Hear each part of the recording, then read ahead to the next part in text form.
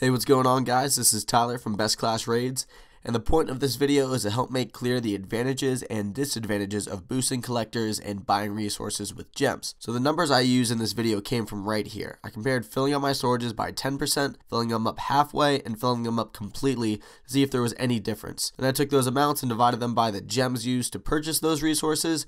That way I could look at just how many resources one gem would buy me at each level. Then I plugged in all those numbers into Excel to see if the amount of resources you bought changed depending on how much you purchased. Now I know it seems weird that there's a discrepancy between gold and elixir, but this is because the different amounts of gold and elixir I had at the time, the more of a particular resource that you buy, the cheaper it's going to be. The numbers wouldn't change too much if I started at 0 for all the different resources.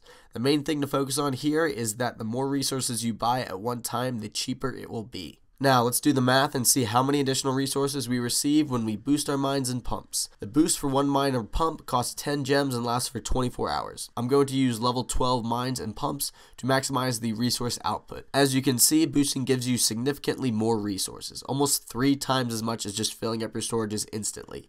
Even if you were to get raided and half of the resources in your mines and pumps were to get stolen after 12 hours of boosting without collecting the resource once, boosting would still be the better option. Now you can easily avoid having that many resources get stolen if you just log on and take 30 seconds to collect your mines and pumps before your shield runs out. But this is obvious. Most players know boosting is the smart option, otherwise there'd be no point to boost. But I think it's worth it just to see how big of a difference there is. I know I gemmed some resources to get that last little bit of gold I needed for my level 3 X bow, but if I knew I would have gotten 4 times the amount of gold by boosting, I probably wouldn't have bought that amount of gold. The reason it is 4 times instead of 3, as I said before, is because I filled up my storages only 10%. Now real quick, let's look at the dark elixir difference. So boosting dark elixir is expensive, but so is buying dark elixir.